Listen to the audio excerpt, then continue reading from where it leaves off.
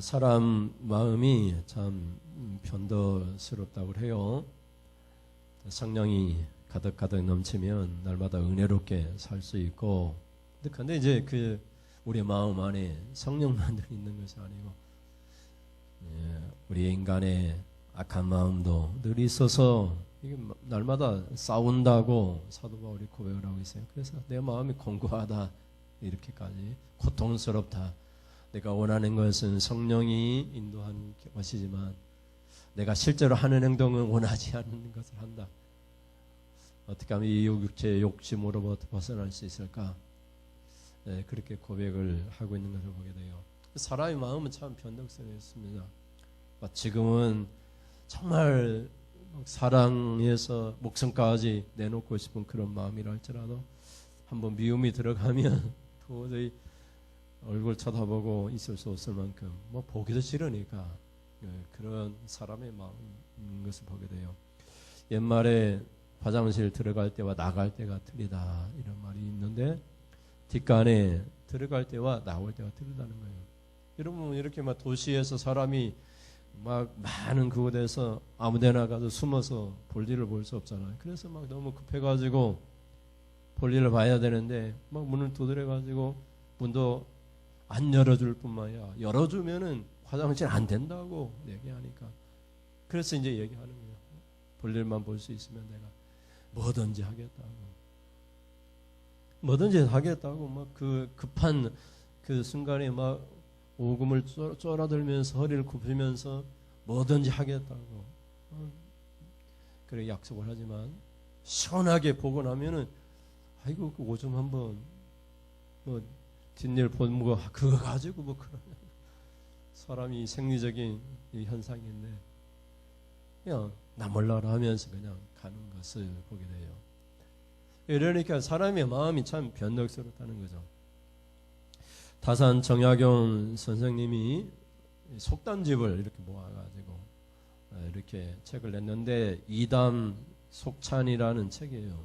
그게 보면은 화면을 보실까요? 감탄고토라는 말이 나와요. 이 말은 달 때는 이렇게, 사람이 달 때는 이렇게 어떻게 되죠? 달면 삼키잖아요. 쓰면은 어떻게 해요? 뱉어낸다는 거예요.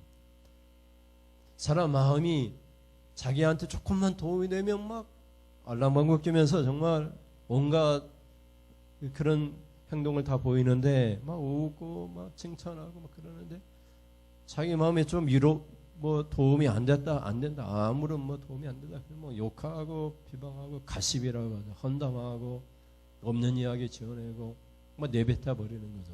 인간의 이중적이고 약한 마음을 표현하고 있는 거죠. 여러분 어때요? 자녀들 어떻게 하죠? 자녀들이 달면, 잘하면 어떻게 해요? 삼키고 잘했다, 내 자녀다, 이 아이가 내 자녀다 그러잖아요. 내가 자랑스럽다, 부모인 것이. 엄마가 내 엄마인 것이 자랑스럽다. 근데 어때요? 쓰면 우리 자녀가 잘못하면, 우리 엄마가 잘못하면 어떻게 해요? 내뱉어 버립니까? 그렇지 않잖아요. 우리 인간이 참 변덕스럽습니다.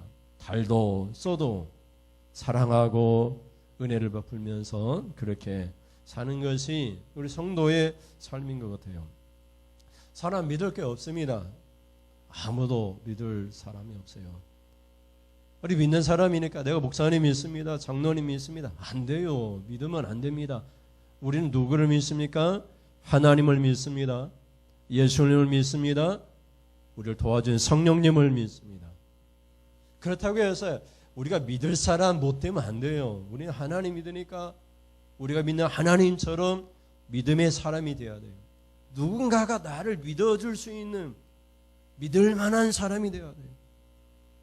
저 사람 교회 다니는데 믿지 못할 사람이야, 이러면 안 되죠. 어떻든 간에 사람을 믿어서는 안 되지만 나는 그래도 믿을 만한, 믿어도 되는 그런 사람이 되어야 돼요. 내가 규민은 믿지 않지만 규민은 믿을 만한 사람이 돼요. 그래서 아이고 사귀어보니까 규민이는 정말 믿을 만한 사람이야, 이렇게 고백되어야 되는 거죠. 우리 엄마는 내가 믿어도 돼. 꼭 나를 사랑하고 내 문제를 해결해 줄 거야.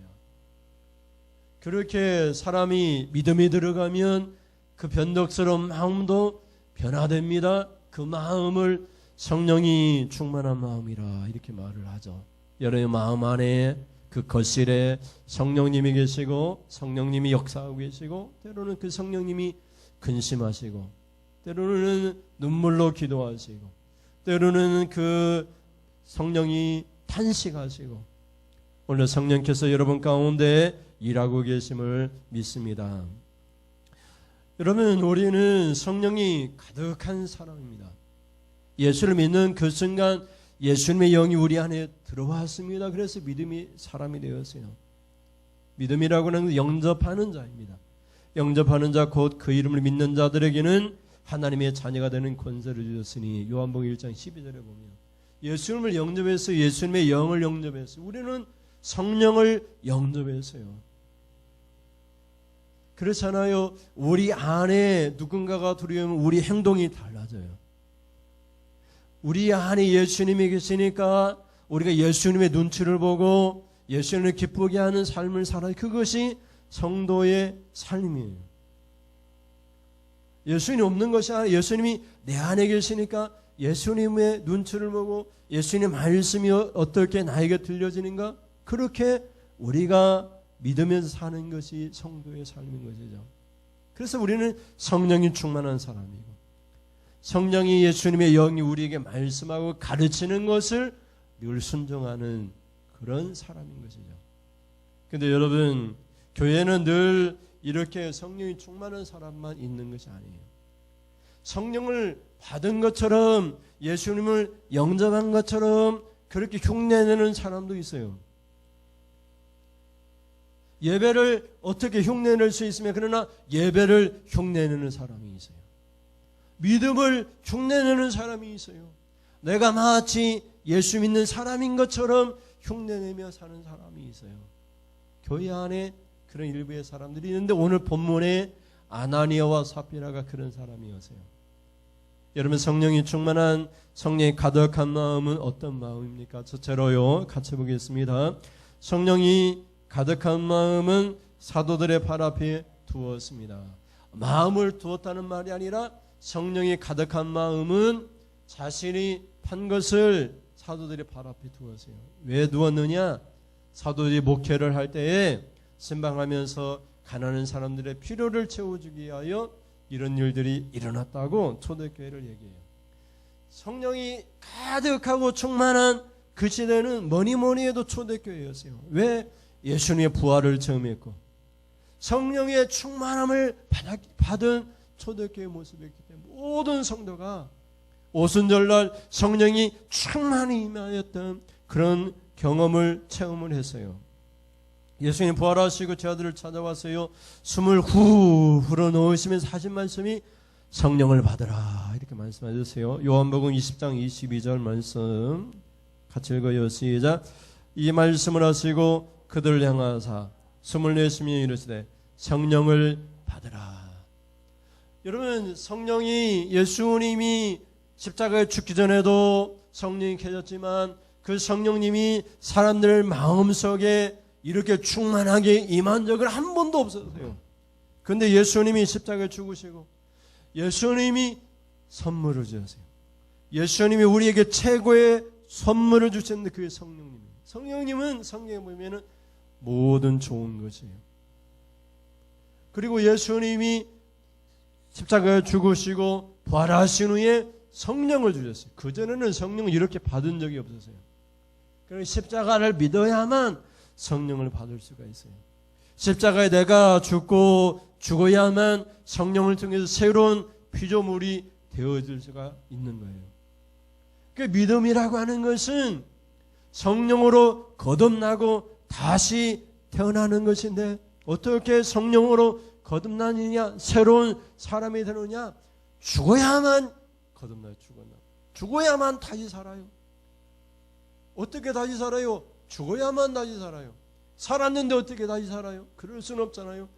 우리의 옛사람이 예수 믿기 전에 있던 사람이 십자가를 통해서 예수님과 함께 십자가에 죽고 성령을 통해서 성령이 충만히 임하여 다시 태어나는 것, 이것을 우리가 성령이 가득한 마음이라고 말할 수 있어요. 그래서 예수님이 부활하시고 자들에게 말씀해요. 걱정하고 근심하는 자들에게 숨을 내쉬면서 성령을 받으라. 성천하시면서도 말씀하세요.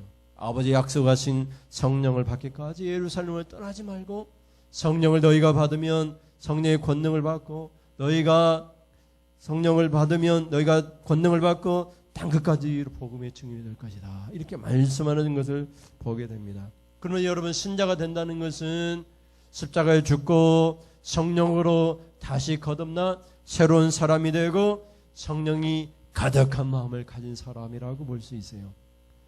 내가 성령을 받은 적이 없어요. 아닙니다. 예수를 믿으면 여러 마음 안에 성령이 가득한 마음이 생깁니다. 여러분이 하고 싶지 않지만 성령이 지시하시고 일러주시는 그런 마음이 생기기 시작해요. 내가 착한 마음이 없는데 성령이 착하게 살라고 그렇게 지시하시고 당부하시는 그런 음성을 듣게 돼요. 이것이 예수 믿는 성도의 삶이에요. 여러분, 초대교회에는 성령이 충만해지니까 이상한 일들이 벌어졌는데 어떤 일이 벌어졌냐면 자기 집을 팔아서요. 어떻게 집을 팔아요? 있을 수 없는 일이 일어났어요. 성령은 내가 하기 싫은데 하게 만들었어요. 내가 집이 없으면 어떻게 해요? 그러나 그 집을 팔아서 없는 사람들 그 필요를 채워지게 만들었어요. 어떤 사람은 자기 밭을 팔아서 그 판값을 목회자인 사도들 발 앞에 놓으면 사도들이 그 돈을 가지고 가난하고 굶주리는 사람들에게 그 필요를 따라 먹을 것을 나눠주게 했어요. 여러분, 성령이 가득한 마음에는 우리가 상상하지 못할 일을 하게 만들어요. 성령이 가득한 마음이 아니면 이런 일은 절대 일어나지 않아요. 성령이 순간순간 가득하게 역사할 때 그때 이런 마음을 주세요. 상식을 뛰어넘는 우리와 합리적인 사고를 깨트리는 그런 놀라운 사건들이 일어나게 만들죠. 근데 이런 일들이 초대교회에는 한 사람만 일어났던 것이 아니라 곳곳에서 성도들이 그렇게 일어나게 된 것을 보게 돼요. 그 중에 오늘 우리가 읽지는 않았지만 4장 끝부분에 보면 요셉이라는 사람이 나오고 사도들은 그를 바나바라고 불렀어요. 한번 볼까요? 4장 33절부터 37절을 보면 뜻을 생각하면서 읽겠습니다. 33절에 사도들이 큰 권능으로 주 예수의 부활을 증언하니 우리가 큰 은혜를 받아 그 중에 가난한 사람이 없으니 이는 밭과 집 있는 자는 팔아 그 판 것의 값을 가져다가 35절에 사도들의 팔 앞에 두매 그들이 각 사람의 필요를 따라 나누어 줌이라. 36절에 그 중에 누가 있는가를 소개해요. 구브르에서 난 레이족 사람이 있으니 이름은 요셉이라. 사도들이 일컬어 바라 번역하면 이루의 아들이라 하니 그가 밭이 있음에 팔아 그 값을 가지고 사도들의 발 앞에 두니라. 아멘. 왜 사도들의 발 앞에 두었어요? 목회자인 사도들이 마음껏 목회를 하고 성도를 살펴서 성도의 필요를 없는 것을 채워주도록 하기 위해서 이렇게 했어요. 여기 34절에 보면 이는 밭과 집이 있는 자는 팔아 이렇게 얘기를 하고 있어요. 그러니까 초대교회에는 성령이 충만한 최고의 그런 성령의 시대였기 때문에 이런 일들이 그냥 대수롭지 않게 일어났어요. 그러다 보니까 요셉이라는 이 바나바도 자기 밭을 팔아서 목회자인 사도의 발 앞에 놓게 된 것을 보게 돼요. 여러분, 성령이 가득하면 내 생각이 이렇게 하고 싶지만 성령이 그 순간 다른 마음을 주셔가지고 내가 상상하지도 내가 꿈꾸지도 못한 일이 나한테 하도록 들려져서 그 일을 하게 만드는 것을 보게 돼요. 초대교회에서는 집과 밭을 파는 일이었지만 오늘 이 시대에도 여러분 마음에 예수님의 십자가를 발견하고 그 십자가에 내가 죽으면 죽는 순간 나는 전혀 다른 성령의 음성을 듣게 되고 성령이 명령하는 그 말씀이 전혀 다르게 들리기 시작해요. 지금 밭과 집을 팔라고 성령이 말씀하진 않을 거예요. 이 시대에 여러분에게 성령이 하시는 또 다른 특별한 말씀이 있을 거예요. 그 말씀을 그대로 듣고 순종하면 여러분 가운데 하나님의 은혜와 축복이 넘치는 그런 역사가 일어나게 될 것입니다. 예수님 말씀하셨어요. 나와 복음을 위하여 집이나 전토나 부모나 자식을 버린 자들에게는 이 세상에서 100배를 받는다고 말을 하고 있어요. 그리고 마지막 우리가 죽어서 내세에 가면은 영생을 얻지 못할 자가 없다고 말씀하세요. 믿음이라고 하는 것은 우리가 드리고 없어지고 사라지는 것이 아니라 우리가 하나님께 드리면 100배의 축복을 받는 역사가 일어나요. 제 생각에는 집을 팔았던 이 사람은 산술적으로 계산하면 안 되겠지만 100개의 집을 얻었는지 몰라요. 밭을 판 사람에게는 100개의 밭을 사게 되는 그런 축복이 있었는지 몰라요. 그래서 성경이 각 사람에게 나눠주는 축복이었어요. 여러분 성령이 가득한 마음으로 오늘도 여러분의 마음과 여러분의 생각이 아니라 말씀을 통해서 성령이 여러분에게 내가 하고 싶지 않은데 하게 만드는 특별한 말씀이 있어요. 그때 순종하셔서 성령이 가득한 마음으로 살 수 있기를 주님의 이름으로 축원을 드립니다. 둘째는 같이 읽겠습니다. 둘째로요. 성령이 가득한 마음은 믿음을 흉내내지 않습니다. 여러분 이렇게 초대교회에 이런 일들이 일어나니까 어떤 사람이 시험에 빠졌어요. 아나니아와 삽비라라고 하는 부부인데 시험에 빠졌어요. 다 밭을 팔고 집을 파니까 하기 싫지만 이 믿음을 흉내냈어요. 자기 밭을 팔았어요. 여러분 제가 교회에 처음 부임했을 때 교회에 여기 석유 난로가 2개 있었어요. 이렇게 석유를 난로를 피우면 꺼져갈 때 연기가 올라오면서 석유 냄새가 많이 났어요. 그래서 지금 들고 있는 고장도 아직 안 나고 쓰고 있는데 냉온풍기를 60만 원에 샀어요. 아는 우리 사촌, 사촌에게 60만 원에 사서 화물 택배 20만 원 주고 구미시민교회 장로님이 지금 되셨는데 그분이 오셔서 설치 그냥 공짜로 해주셨어요. 그리고 앞에 있는 강화유리 설치했는데 그때 미닫이식으로 이렇게 해가지고 하얀 사시로 돼가지고 소리가 이렇게 나오고 그랬어요. 이거 130만 원에 했어요. 그 강화유리가 비싸다고 해서 130만 원에 했는데 그래 다 해서 200만 원이 안 되는데 그때 성도들이 헌금을 안 하는 거예요. 헌금할 기회가 있었는데 우리 집사님 오셔가지고 목사님 이거 온풍기 현관문 하세요 하면서 돈을 가지고 와세요. 헌금하세요. 왜 저한테 돈을 주세요? 그랬더니 헌금하면 누군가가 시험에 든대요. 나보다 헌금을 적게 하면 안 되니까 또 나보다 먼저 헌금을 빨리 하면 안 되니까 그것 때문에 시험에 든다는 거예요.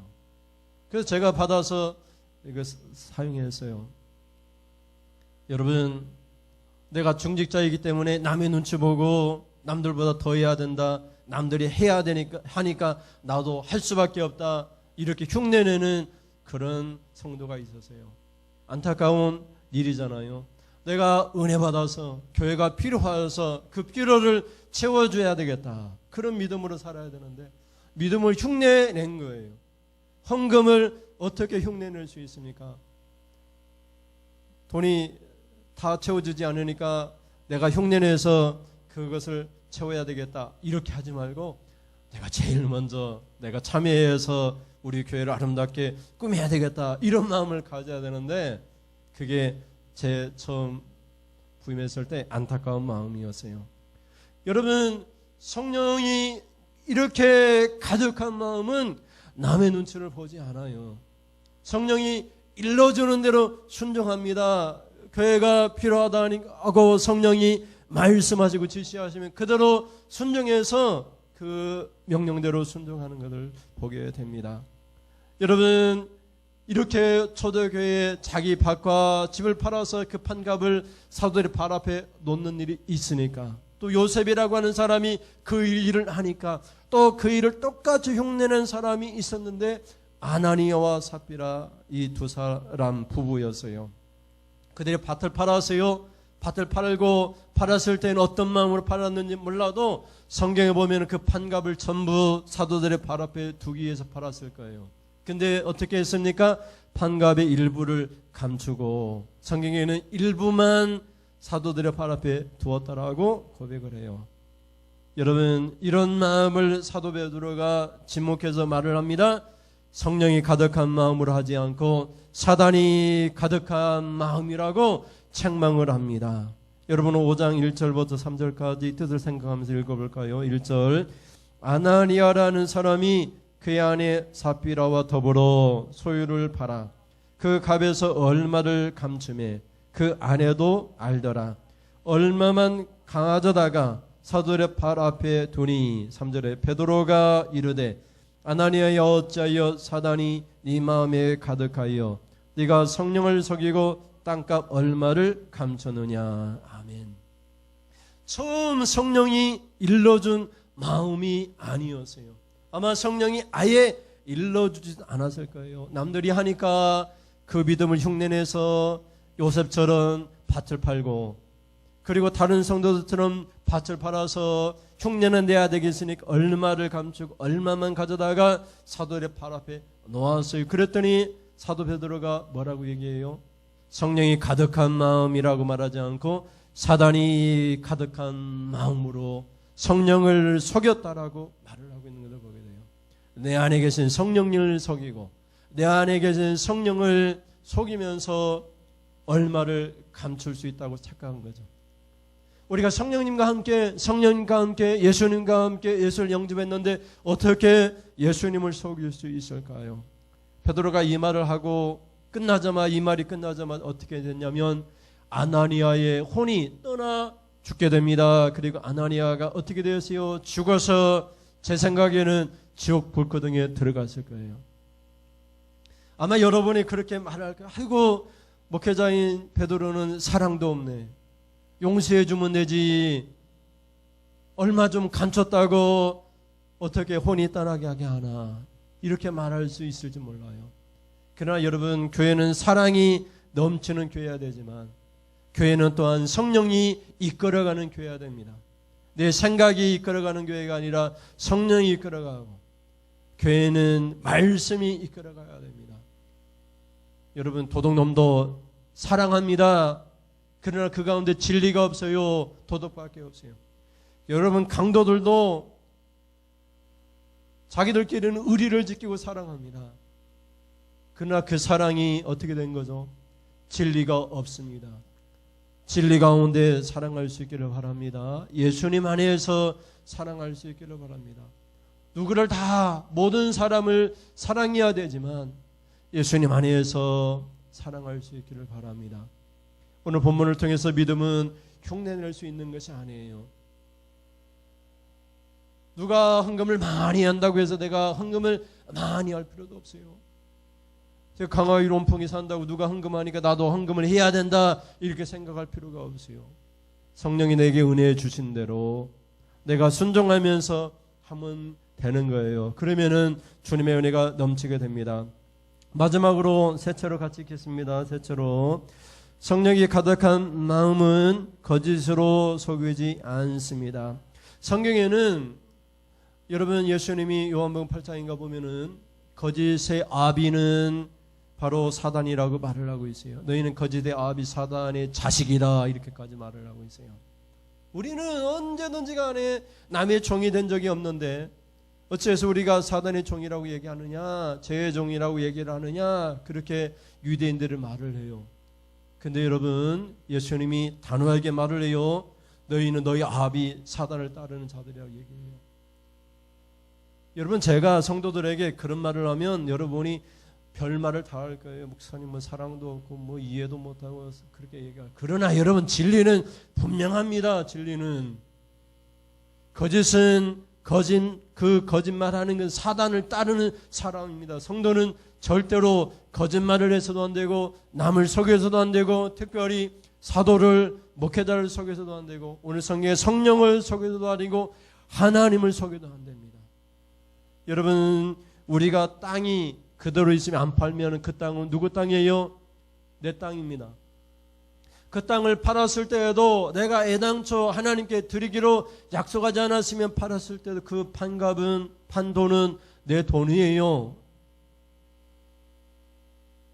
사도 베드로가 그렇게 얘기하고 있어요.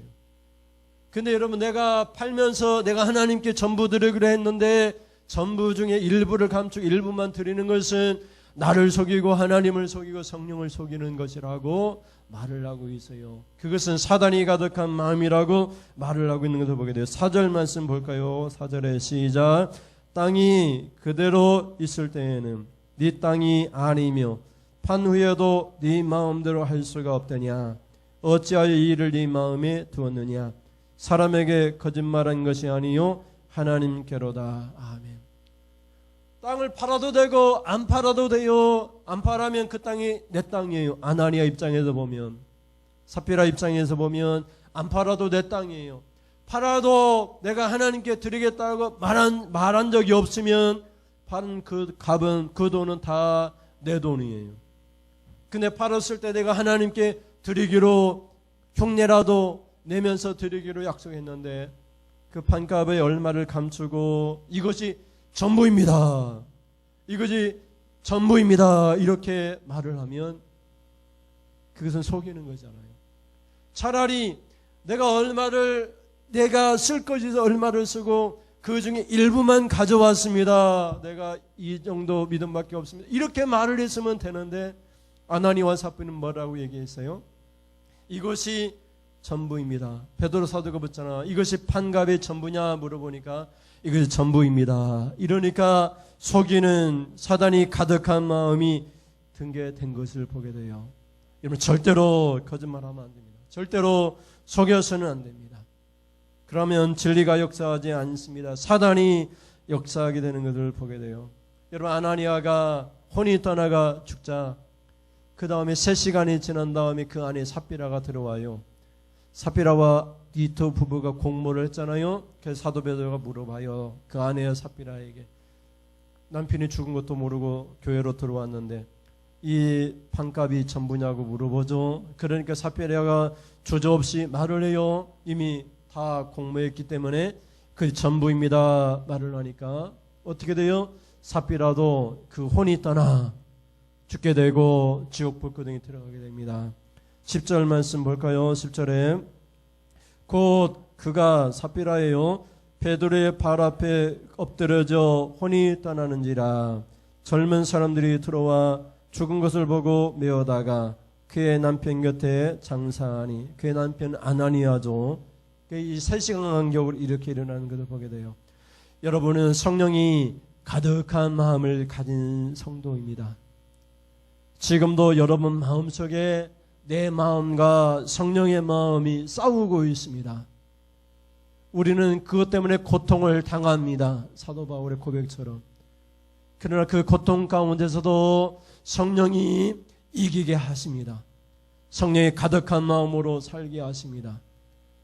여러분, 절대로 속이지 마시고 성령이 지시한 대로 순종하셔서 여러분 믿음의 축복을 받기를 주님의 이름으로 축원을 드립니다. 성령은 모든 좋은 것이에요. 성령이 이끄는 대로 순종하면 성령을 선물로 주실 뿐만 아니라 성령이 우리에게 주신 능력도 받고 그 능력을 통해서 우리에게 역사하시는 놀라운 축복을 누릴 수가 있습니다. 여러분 가운데 하나님의 능력과 축복이 넘치기를 주님의 이름으로 축원을 드립니다. 우리 찬송하면서 같이 기도하겠습니다. 부르신 곳에서 나는 예배하네.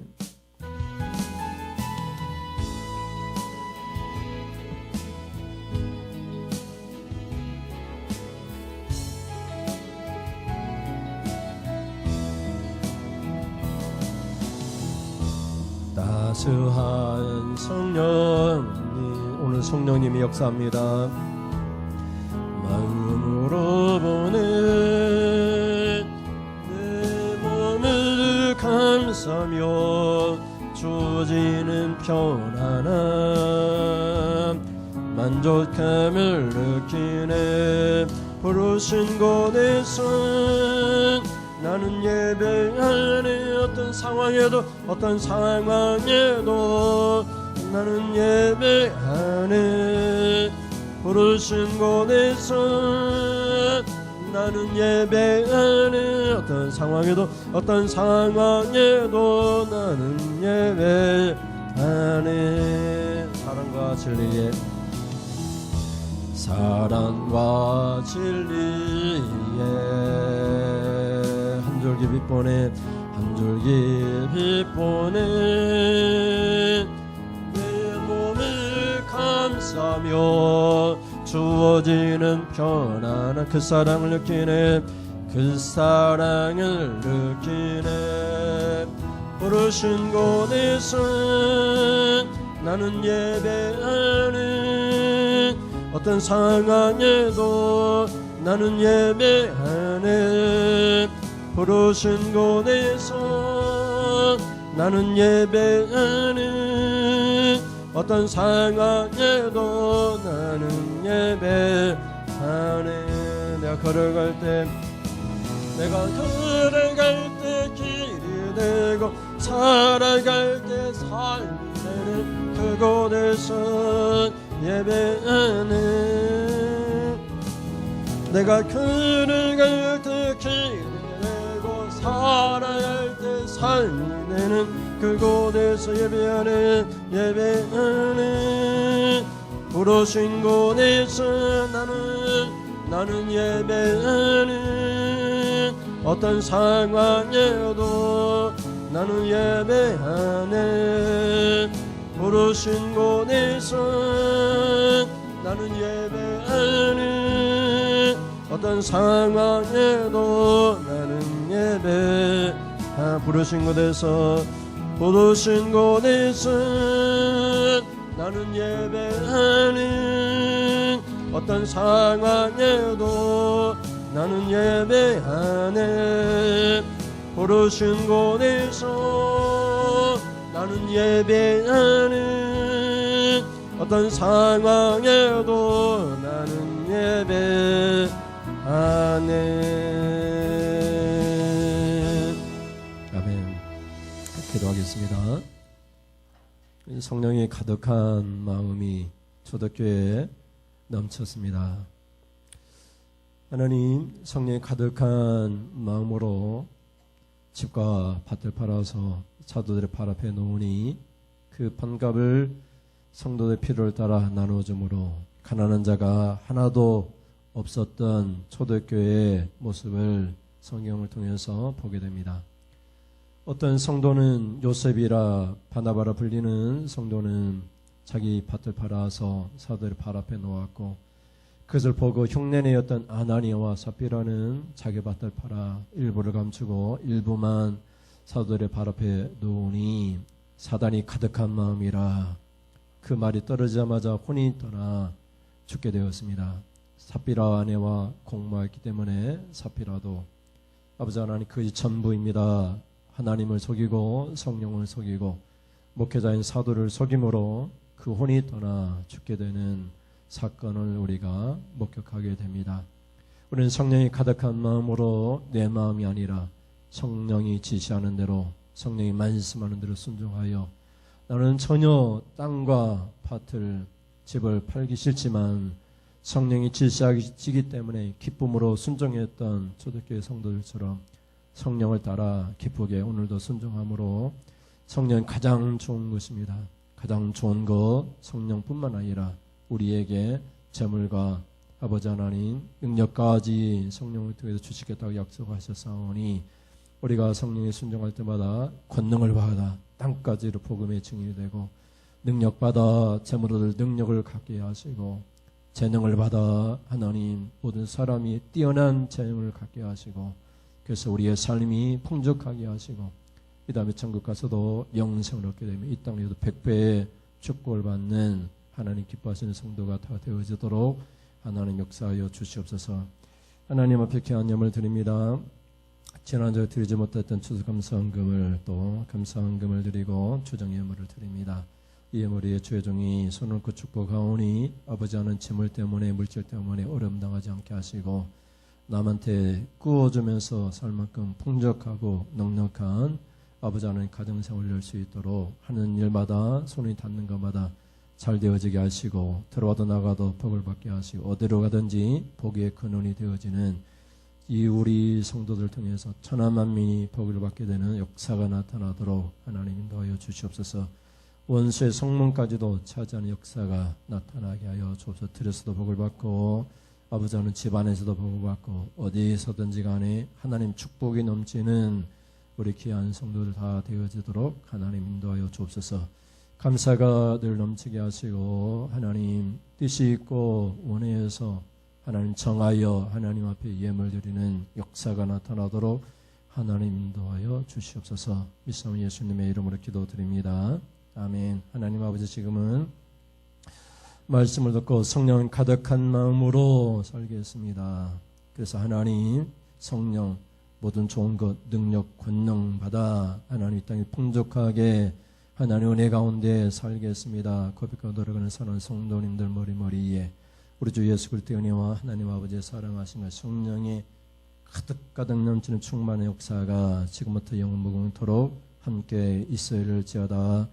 아멘. 하나님 감사합니다.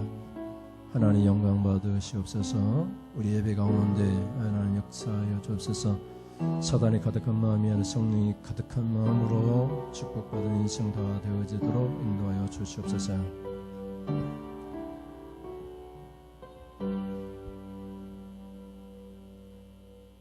이상으로 예배를 마치겠습니다. 감사합니다.